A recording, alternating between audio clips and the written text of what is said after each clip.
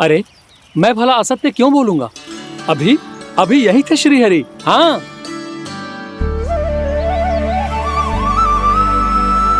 हाँ, जैसे श्री हरि को तो कोई कार्य है ही ना। वो तो आतुर होके बैठे रहते हैं, कब तुम हरि हरि बुलाओ और वो दौड़े चले आए। भगवान तो भक्तों के पास आने के लिए सदैव आतुर रहते हैं। बल्कि सत्य तो यह है कि भक्तों के मन में ही निवास करते हैं भगवान। भगवान तो भक्त के पास आने के लिए सदैव ही आतुर रहते हैं शंकरी मौसी। बल्कि सच्ची बात तो ये है कि भगवान हमारे मन में ही निवास करते हैं। कम से कम तू तो इसे बढ़ावा मत दे जशोदा। जब देखो जब हरि नाम की रट लगाए रहते है। हरि बोलते बोलते ऐसो बावलो होता है कि सारा कार्य भूल जाता है। 2 दिन से अपनी मटकी के लिए चक्कर काट रही हूँ। अभी तो एक चक्कर और लगाना होगा आपको। आपकी मटकी तैयार हो गई है, अभी लाता हूँ।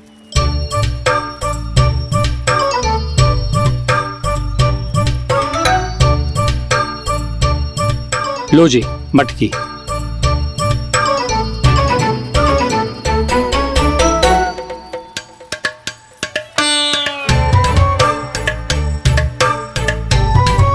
इस कच्चे मटके का क्या करूं मैं? हाँ? पर इसे तो मैंने भट्टी में पकाया था। अब तू ही देख ले कितना ध्यान रहता है इस कार्य पे। और कह तो है कि श्री हरि आते हैं इससे मिलने। हाँ आते हैं और आगे भी आएंगे हमारे श्रीहरि हमसे मिलने। और आके मोक्ष देंगे, है ना? मांगूंगा तो मोक्ष भी दे देंगे, मांगूंगा तो मोक्ष भी दे देंगे, मांगूंगा तो मोक्ष भी दे देंगे। अभी तो ये बता कि तू मुझे मेरी मटकी कब देगो? और मेरी मांग कब पूरी करोगे भोला राम जी? मेरो घड़ा मेरे दिए तो तैयार है ना कल एकादशी की पूजा और व्रत के लिए। एकादशी का व्रत? हाँ, एकादशी का व्रत। इसे करने से श्री हरि बहुत प्रसन्न होते हैं। अच्छा, फिर तो अभी लाया।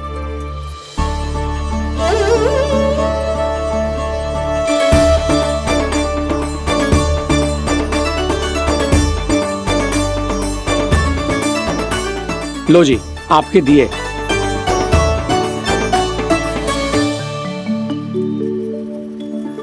और जो हमने मांगा है वो? बाकी सब शेष द्वादशी के दिन मिलेगा, क्योंकि कल मैं भी एकादशी का व्रत रखूंगा, क्योंकि कल मैं भी एकादशी का व्रत रखूंगा, क्योंकि कल मैं भी एकादशी का व्रत रखूंगा।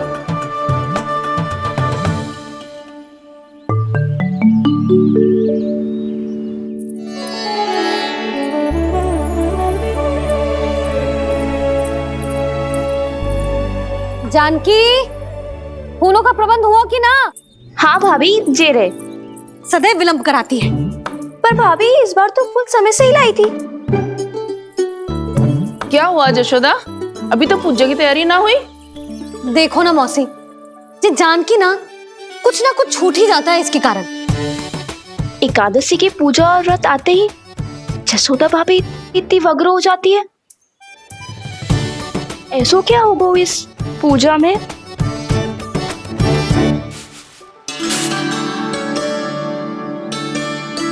ये थाली में रोली चंदन रखने से, दिया जलाने से के होगो? आपको पता भी है एकादशी का व्रत क्यों रखते हैं? क्या महत्व है इसका? लो, जे तो मैं जसोमती रानी से पूछना भूल ही गया। पर हाँ भगवान, मेरे लिए इतना ही पर्याप्त है कि इस व्रत को रखने से मेरे श्रीहरि हमसे प्रसन्न हो जाएंगे।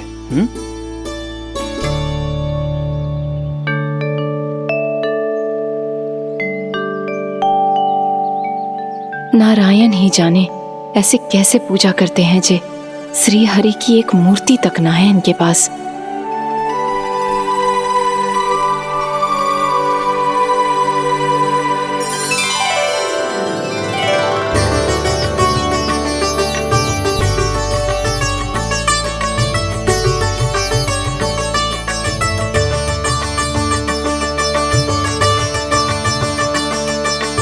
प्रभु, न तो मेरे पास मूर्ति है और ना तो इस व्रत के विधि विधान के बारे में मुझे जानकारी है और ना ही मुझे इसके महत्व के बारे में जानकारी है, पर फिर भी मैं करना चाहता हूं।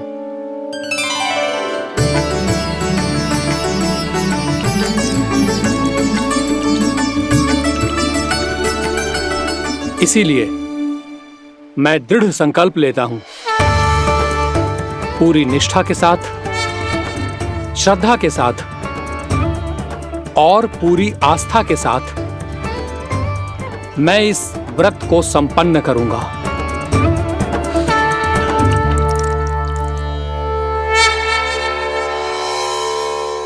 हम संकल्प लेते हैं कि एकादशी के व्रत को पूरी निष्ठा के साथ संपन्न करेंगे।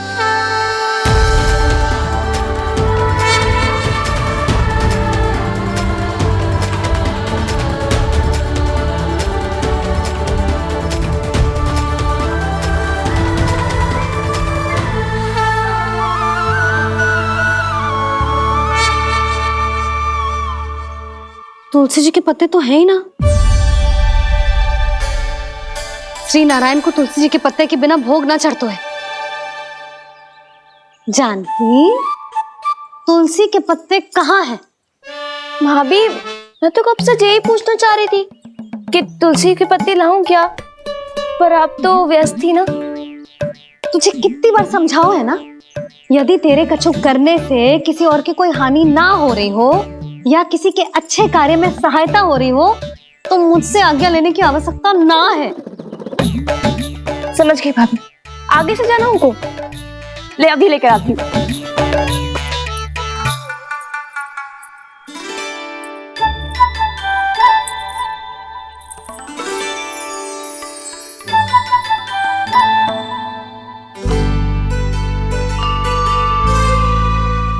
ताऊ, आपने पहले ये व्रत करो है? आपको इसका महत्व पता है? भाभी चलो। जानकी, तुमने ये व्रत करो है? फिर तुमको इसका महत्व पता है? सुमति जी, आपको पता है इसका महत्व? कान्हा, क्यों तंग कर रहे हो सबको? मैया, सबने करो ये व्रत, मुझे भी करना है।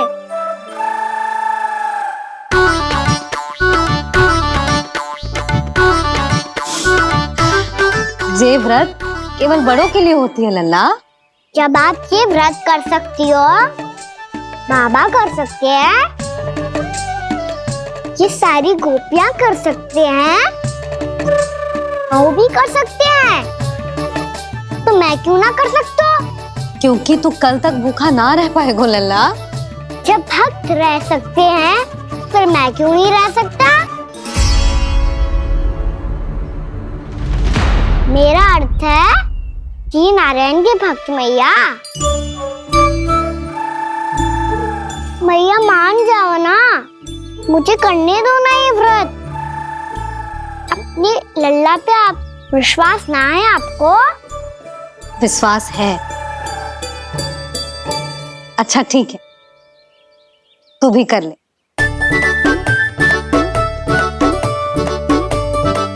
पर मैया, व्रत की कथा तो सुनाओ, मैं तो अबध हूँ ना। मुझे कैसा पता चलेगा कि ये व्रत करते क्यों हैं?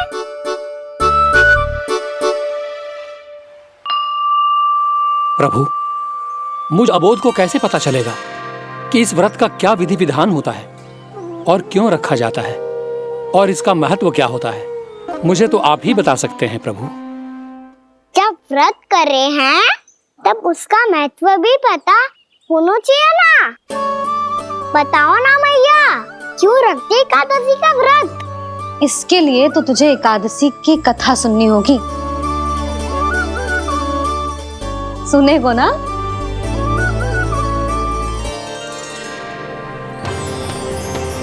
वसुदेव सुतं देवं कंस चाणूरमर्दनम् श्रीहरि, यशोदा परमानंदम्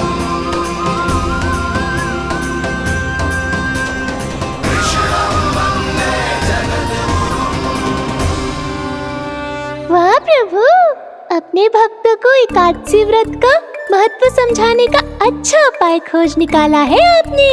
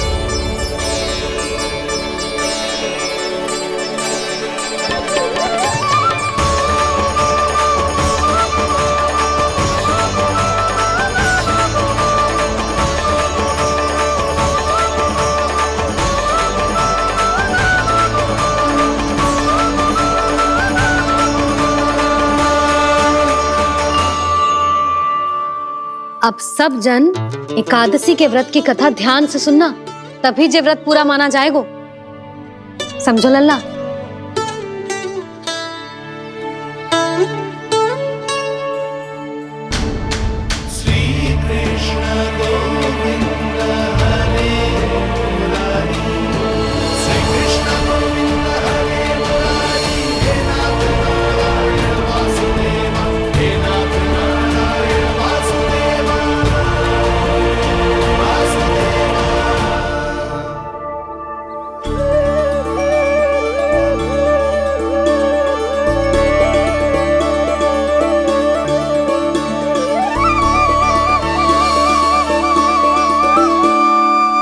सतयुग में चंद्रावती नाम के नगर में मूरा नाम का एक असुर राज्य करता था।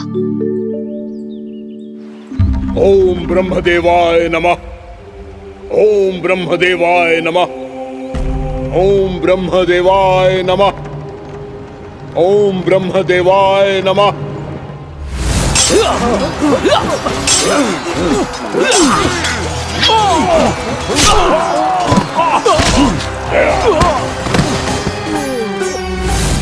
ओम ब्रह्मदेवाय नमः।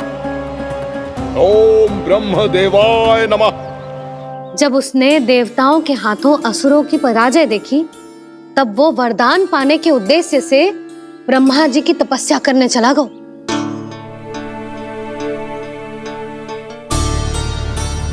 शीघ्र ही मूरा की तपस्या सफल हो गई और ब्रह्मदेव जी उससे प्रसन्न हो गए। ओम ब्रह्मदेवाय नमः। ओम ब्रह्मदेवाय नमः। ओम ब्रह्मदेवाय नमः। ओम ब्रह्मदेवाय नमः। ओम ब्रह्मदेवाय नमः। ओम ब्रह्मदेवाय नमः। ओम ब्रह्मदेवाय नमः। ओम ब्रह्मदेवाय नमः। ओम ब्रह्मदेवाय नमः। मूरा, प्रणाम ब्रह्मदेव।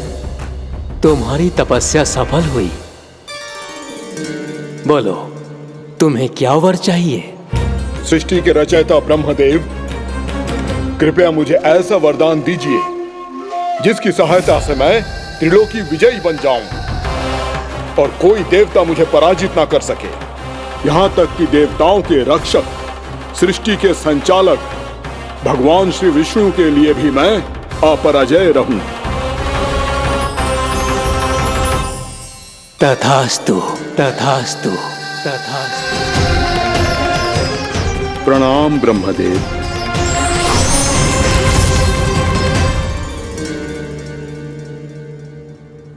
ऐसा वरदान पाकर मूरा बहुत अभिमानी होगा। यक्षों, किन्नरों, यहाँ तक कि देवताओं को भी युद्ध के लिए ललकारने लगो, पर किसी ने भी उसकी ललकार को स्वीकार ना करो, क्योंकि सभी उसकी शक्ति से बहुत भयभीत थे और उसके सामने युद्ध किए बिना ही अपनी पराजय स्वीकार करने लगे और फिर दंभ में आके उसने स्वर्ग लोक पर भी आक्रमण कर दिया। और देवराज इंद्र तक को चुनौती दे डाली।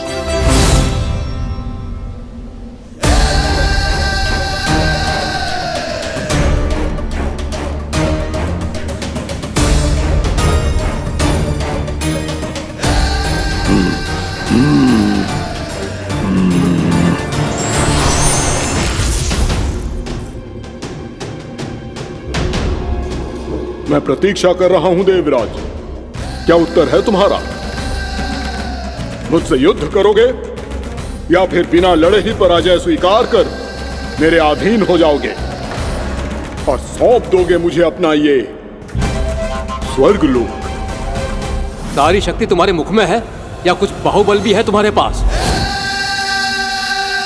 मैं तुम्हारी चुनौती स्वीकार करता हूं मूरा, मैं तुम्हारी चुनौती स्वीकार करता हूं मूरा।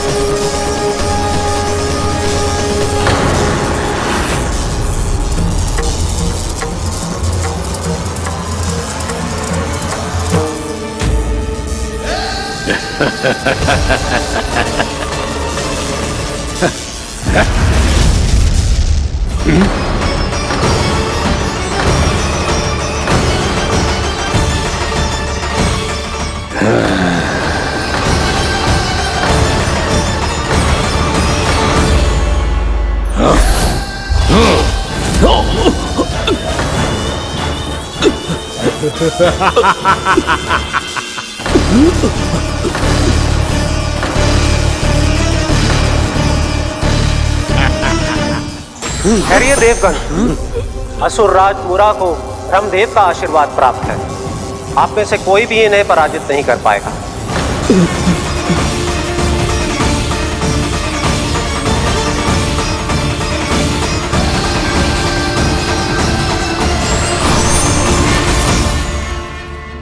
एक अवसर और देता हूं देवराज, युद्ध या अधीनता,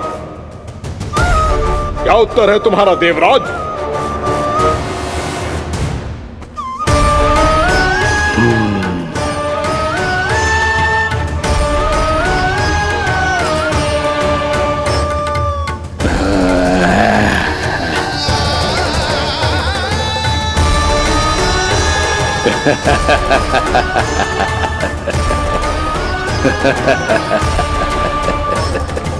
इंद्र और सभी देवताओं ने मूरा के आतंक में आके उससे भयभीत होके अपना सिंहासन छोड़ दियो।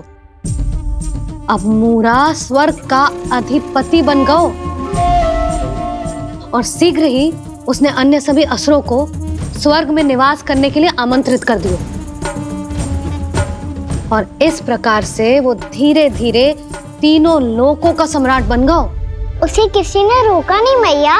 ना लल्ला, इतना साहस किसी में था ही ना। और फिर ये निश्चित करने के लिए कि भविष्य में किसी और असुर की मृत्यु ना हो, वो यमराज पे भी विजय प्राप्त करने के लिए यमलोक की ओर प्रस्थान कर दियो। वो तो अपने आप को और सभी असुरों को अमर बनाना चाहता था। पर देवता और यमराज भी उसकी ये योजना समझ गए थे, इसीलिए उसके आने से पहले ही सारे देवताओं ने श्री नारायण से सहायता के लिए गुहार लगाई। अब केवल आप ही कुछ कर सकते हैं प्रभु। अभी तो मूरा केवल त्रिलोक का स्वामी है, और यदि उसने यमलोक भी जीत लिया तो वो जीवन को ही नियंत्रित नहीं करेगा प्रभु, वो मृत्यु का भी स्वामी हो जाएगा। ऐसे में पहले सृष्टि का संतुलन तो नष्ट होगा प्रभु, और फिर स्वयं सृष्टि ही नष्ट हो जाएगी। ऐसा नहीं होगा यमदेव, नियति ऐसा होने ही नहीं देगी। विधि रचेगी खेल और मैं बनूंगा माध्यम। असुर राज मुरा का सामना मैं करूंगा।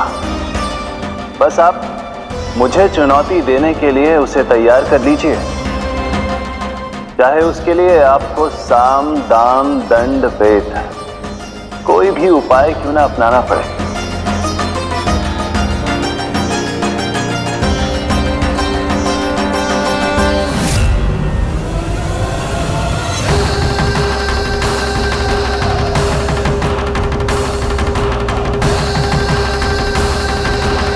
आप तो मेरी प्रतीक्षा में पहले से ही खड़े हैं यमदेव। तब तो आपने मेरी चुनौती के बारे में भी सुना ही होगा। कहिए, क्या उत्तर है आपका? मेरा स्वागत करके अपना राज्य त्यागेंगे या मेरा सामना करके अपने प्राण? असुर राज मुरा का सामना मैं करूंगा। बस आप मुझे चुनौती देने के लिए उसे तैयार कर लीजिए, चाहे उसके लिए आपको साम दाम दंड भेद कोई भी उपाय क्यों ना अपनाना पड़े।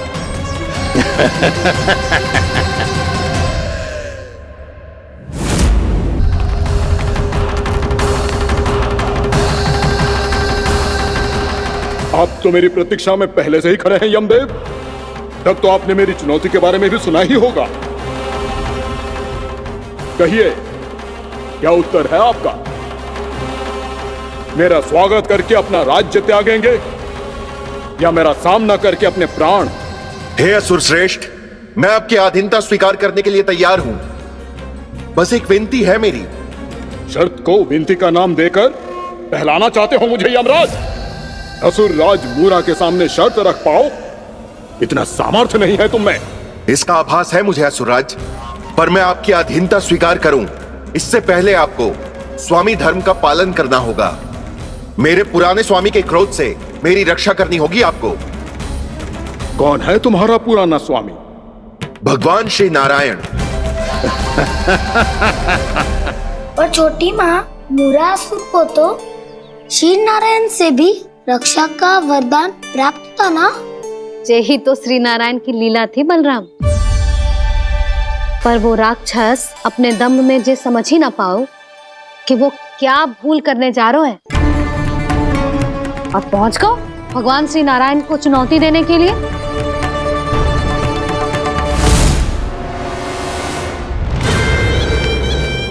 वहीं ठहर जाओ असुर राज मुरा।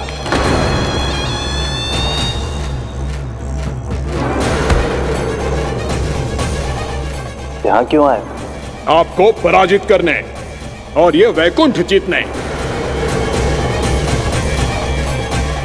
ताकि मैं यमलोक का स्वामी बन सकूं। फिर आओ, युद्ध भूमि में मेरा सामना करो।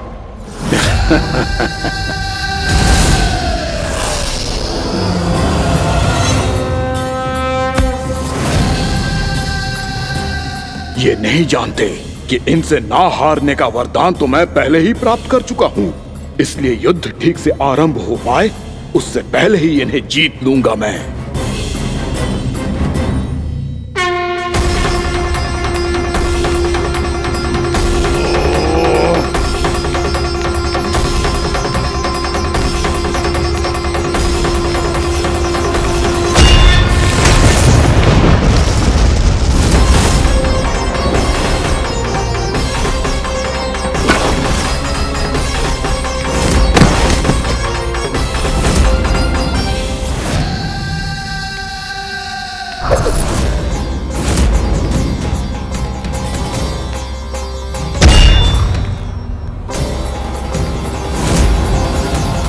और इस प्रकार ये युद्ध वर्षों वर्षों तक चलता रहो।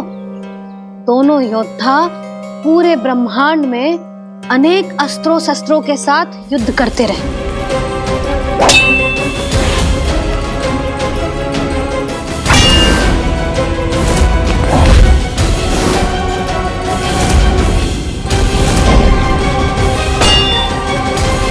फिर क्या हुआ मैया?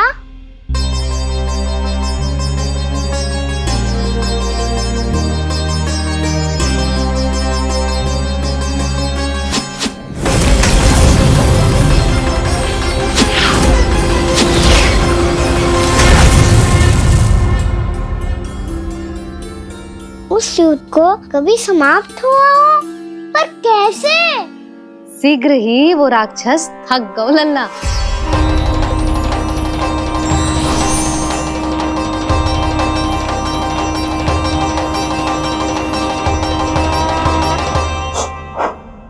खड़े खड़े देख क्या रहे हैं नारायण? आक्रमण कीजिए, वध कर दीजिए मेरा।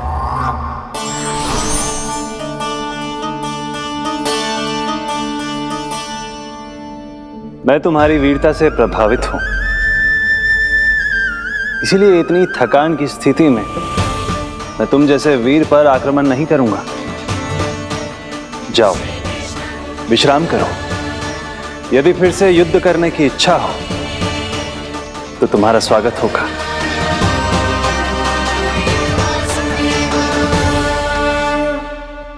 जे कह के श्री नारायण बद्रिका आश्रम चले गए और वहां हिमवत नाम की एक कंदरा में ध्यान लगा के बैठ गए।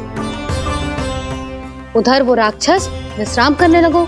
अनेकों दिन बीत गए और अब वो राक्षस मूरा फिर से स्वस्थ होके बलवान हो गया था। उसने अपनी सारी शक्ति फिर से प्राप्त कर ली थी। श्री नारायण ने उस पर दया करी थी, पर वो फिर से श्री नारायण को छलने को तैयार होगा।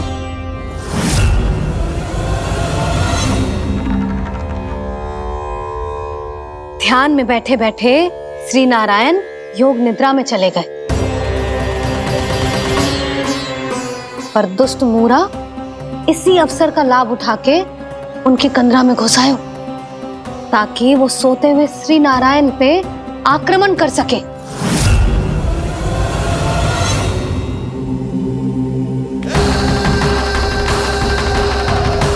आज इस लंबे युद्ध को जीतकर अपने इस अंतिम शत्रु का भी अंत कर दूंगा मैं।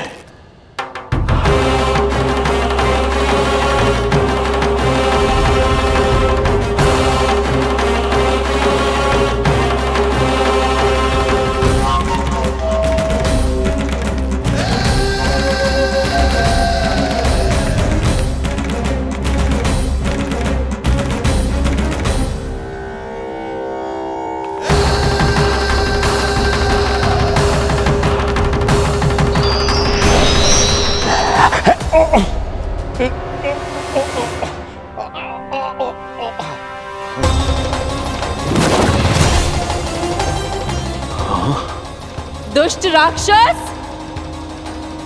प्रभु ने तुझ पर दया की, तुझे संभलने का अवसर दिया। तू इन्हीं पर ही छल से वार करने चला है।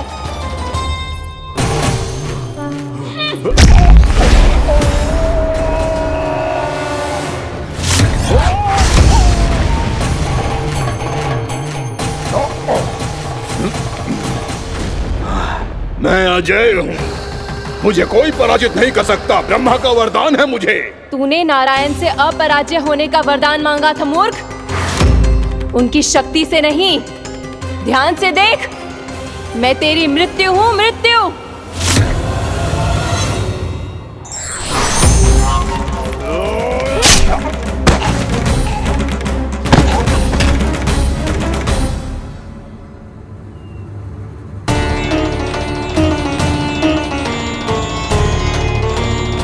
वो देवी कौन थी छोटी माँ?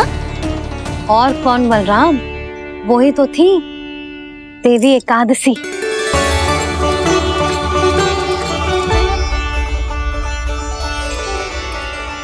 मुझे क्षमा कीजिए प्रभु, आपकी आज्ञा के बिना ही युद्ध करके आपके शत्रु को मृत्यु के घाट उतार दिया। क्षमा नहीं, आपकी तो प्रशंसा होनी चाहिए देवी।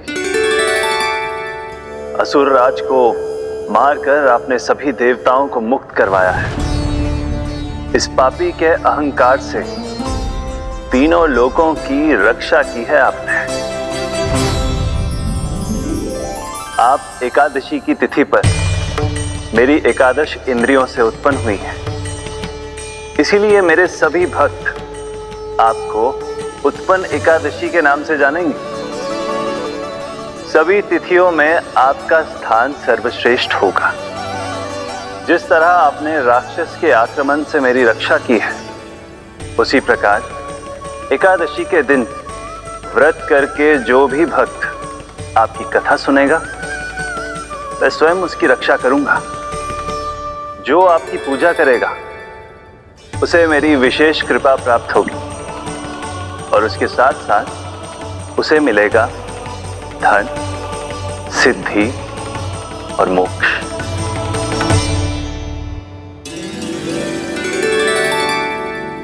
इसीलिए आज के दिन व्रत रखने का बहुत अधिक महत्व होता है।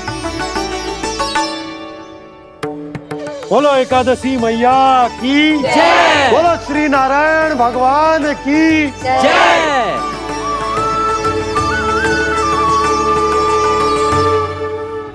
प्रभु की कृपा से एकादशी का महत्व भी पता चल गो और मेरा व्रत भी सफल हो गो। अभी नहीं भूला राम, एकादशी का व्रत पूरी तरह तभी सफल होता है जब द्वादशी के दिन उसे पूरा किया जाता है।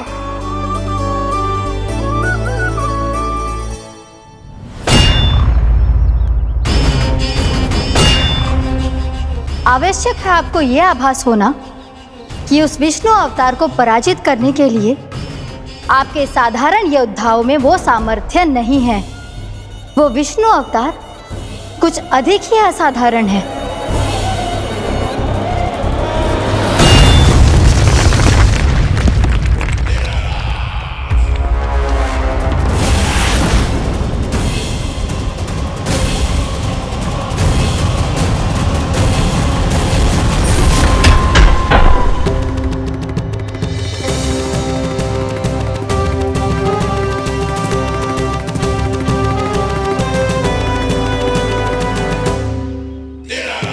अब मैं दिखाऊंगा उस विष्णु अवतार को असाधारण शत्रु क्या होता है।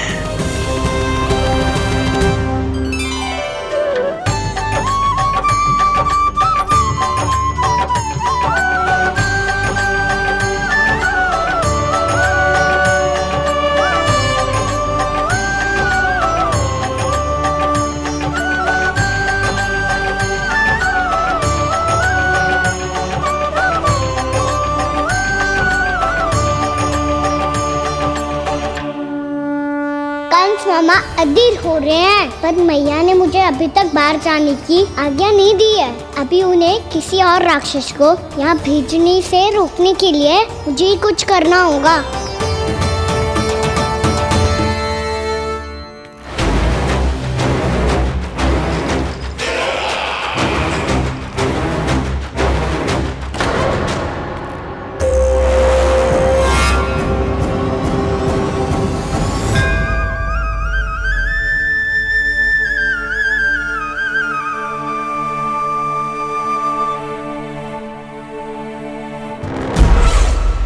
कौन हो तुम? बचपन से ही मुझे मारने का सपना देख रहे हैं, फिर मुझे ही नहीं पहचानते।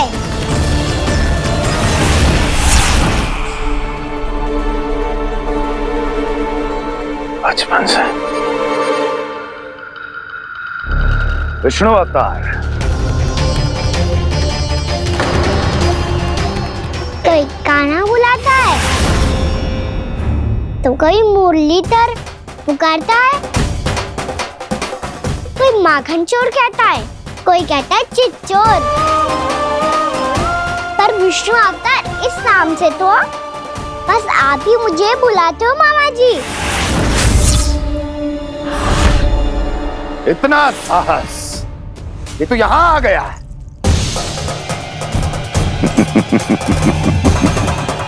यहाँ आ तो गया तू विष्णु अवतार, किंतु यहाँ से जीवित नहीं जाएगा। तेरे इस शीश को तेरे धड़ से अलग कर दूंगा मैं।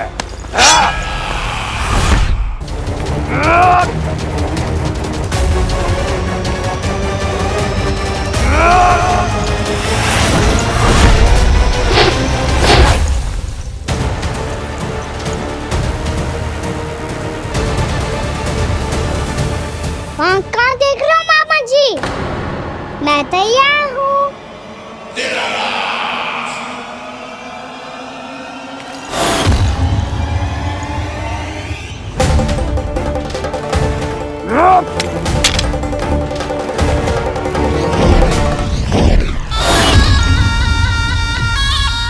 मामा जी, आप सदैव इसी तरह क्रोध में रहते हो क्या?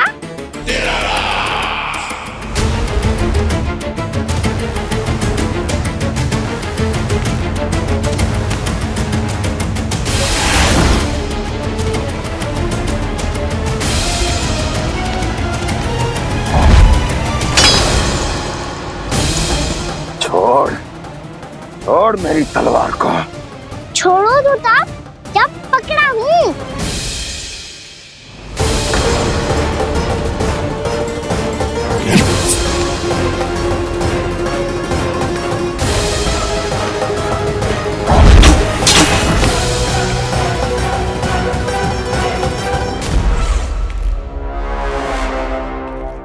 मामा जी,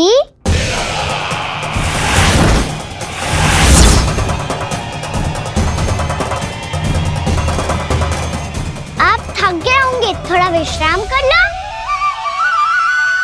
आपका तो पता नहीं, मैं अवश्य थक गया हूँ।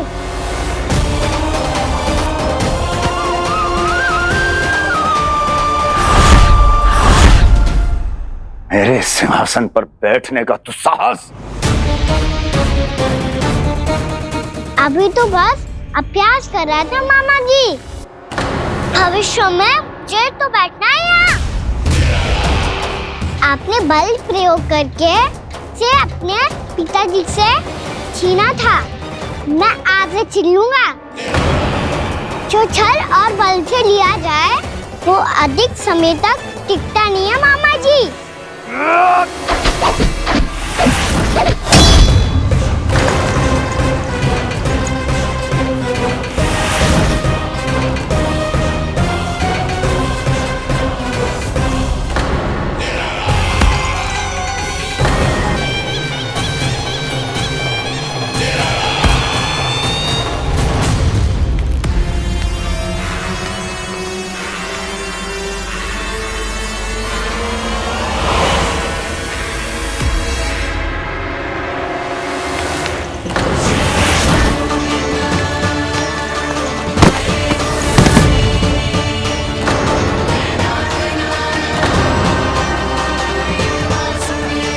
शीघ्र ही आपको ये सिंहासन छोड़ना होगा।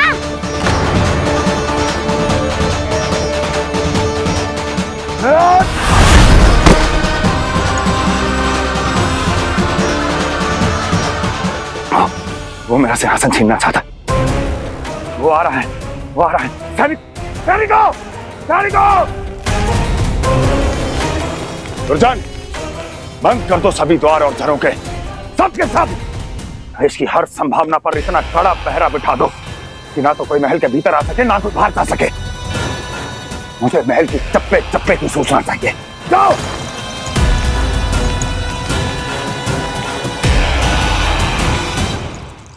सिंहासन।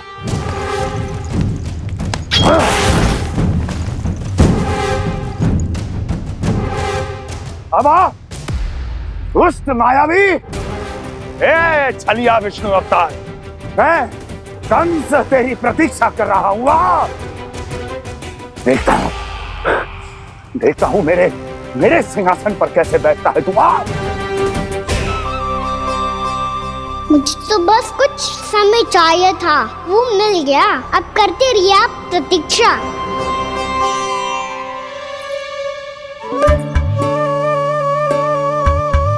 जी अपने आप से बातें क्यों कर रहे हो जी?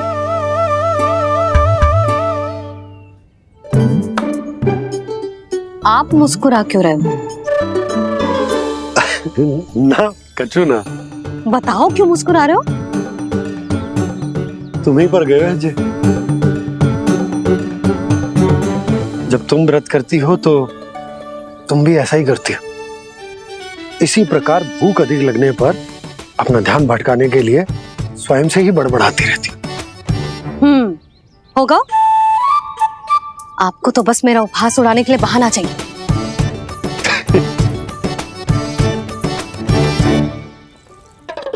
लल्ला, भूख लगी है? ना मैया, व्रत करे तो भूख कैसे लगेगी?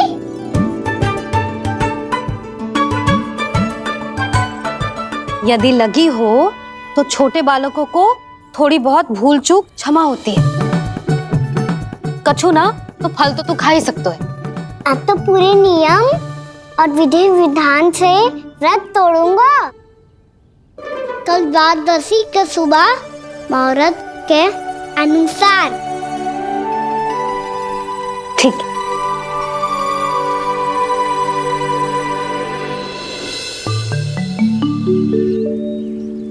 लल्ला, एकादशी समाप्त हो गई है, द्वादशी लग गई है। अब तू व्रत तोड़ सकता है, भोजन कर ले। ले।